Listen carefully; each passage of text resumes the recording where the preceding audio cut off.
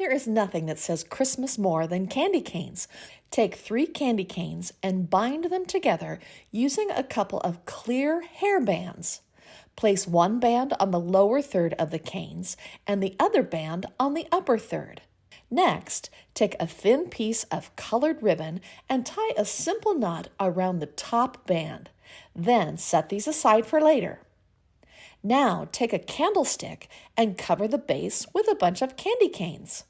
Slip a couple of the hair bands around the candlestick and the canes to secure them to the candlestick. The candy canes can be a little wobbly, but keep working with them until they stand upright and are held in place by the hair bands. Tie some of your thin ribbon to the top hairband, but don't cut the ribbon yet. Instead, twirl the candlestick around several times and let the ribbon wind down the candlestick as you twirl. Next, take a glass vase, I found mine at the dollar store, and wrap 2 thick rubber bands around it. Make sure that the rubber bands lay flat against the glass and are evenly spaced apart from each other. Take your candy canes and one by one slide the canes in between the rubber band and the glass vase with the hook of the candy cane facing outward. Continue adding candy canes until the entire perimeter of the glass vase is covered.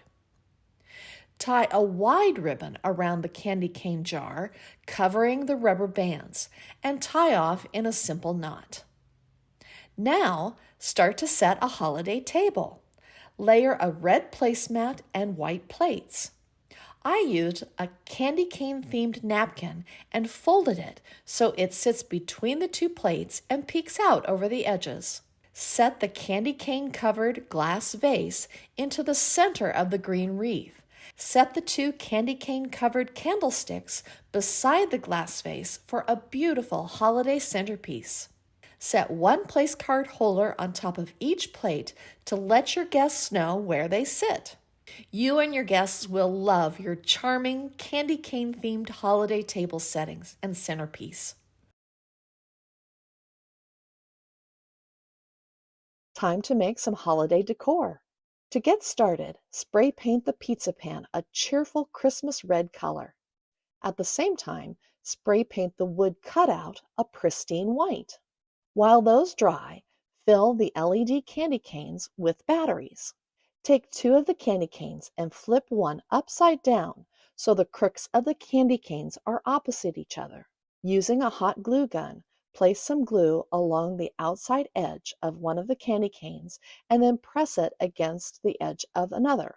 Now take one set of 2 canes and position it at a slight angle on top of the other set.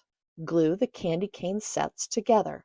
Once the glue has set, glue the 3rd set of canes to the other 2 sets. For added security, take some jute twine, wrap it around the center axis point of the canes, and tie it with a secure knot. Next, take the wood cutout that you spray painted white and brush the top of it with craft glue. Then, sprinkle diamond dust over the glued surface. Simply tip and shake the wood cutout to get rid of any excess diamond dust. Once the glue has dried, flip the cutout over and apply hot glue to the outer edge of the design. Then press the glued edges to the top of the painted pizza pan. For the final layer, apply hot glue to the flat side of the candy cane snowflake and attach the pan-framed wood cutout to the top. Deck the halls by hanging your new candy cane wreath on a door to welcome friends and family to your holiday home. I hope this inspired you to create your own holiday door decor. What better way to decorate for Christmas than decorating with a candy cane? So you guys can get these forms at any local dollar store. So we're going to start off with this ribbon. This is a Sam's Club ribbon. It's a 50-yard spool, and we're going to need a 2.5-inch ribbon. I recommend not using a sheer ribbon. That way it doesn't show through. You definitely don't want to be seeing any of that metal.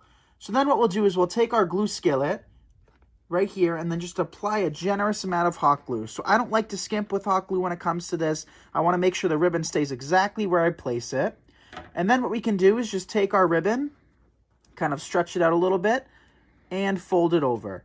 and apply a little bit of pressure. Be careful because it is hot, but you do need a little bit of pressure to keep it in place.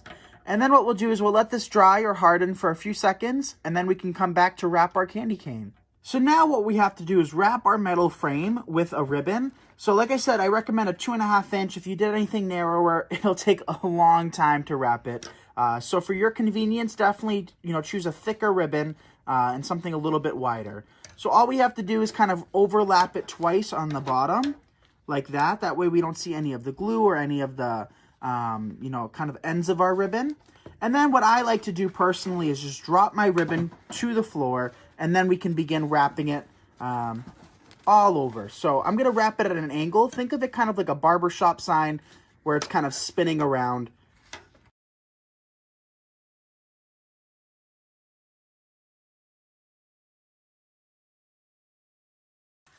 And now we're at the end. So with the end, what we're going to do is pull it again rather tight.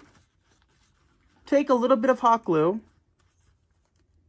place it on top of the ribbon, and then take that final piece and just bring it over like that. So then we'll let that harden before we create our bow. We're going to just trim it off like that.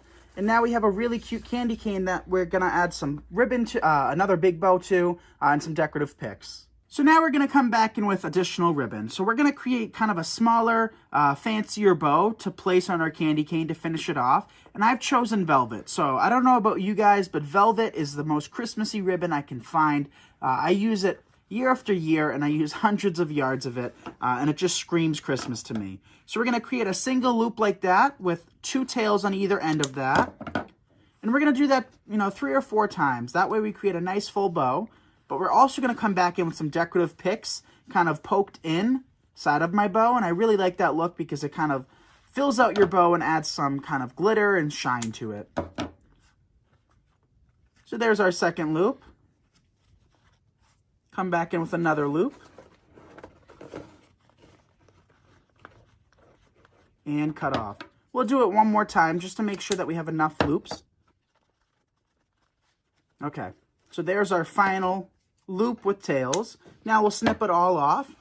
Take a pipe cleaner to secure it. So just taking a white pipe cleaner today, wrapping it around our bow, and twisting secure. So there's our little bow. What we got to do now is dovetail. So you've heard me talk about dovetailing in the past, and it's really quite a critical step when designing. It really adds a professional finishing edge to all of your ribbons. So we're going to take it, fold it in half, and cut from the middle out towards the wired edge at an angle. And that just reveals a nice little dovetail.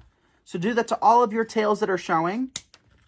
So just pulling those tails apart, giving everything a good fluff. And then what I do, which this is pretty much the only project I do this for, I twist the pipe cleaner secure, and then I cut it right off. So I'm going to cut it at the base, but leaving a little bit of that kind of twist on so that it doesn't fall apart completely. Now what we can do is take that, apply a little bit of hot glue on it. So here we just have my really old hot glue skillet, and it works just as well.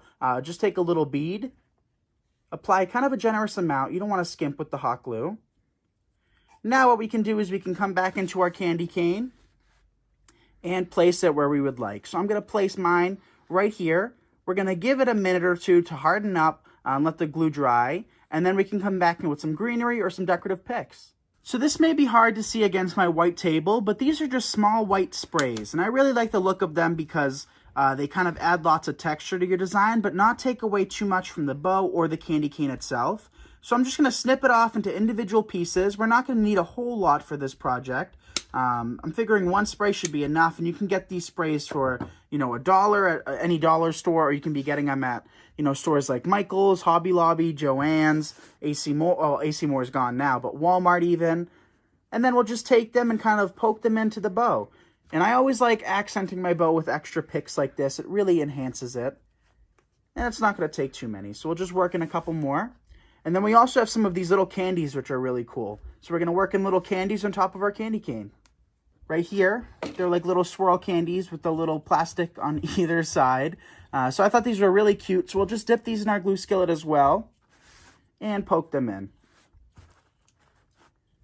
So have fun with designing these, you guys. I really can't stress that enough. That's really, the most important part is having fun while making it and adding your own little fun twist to it. So whatever you have on hand is usually what I recommend on adding first. That way you're using up products without wasting money. And all of these things, like I said, you can be purchasing kind of variations of them at any local dollar store.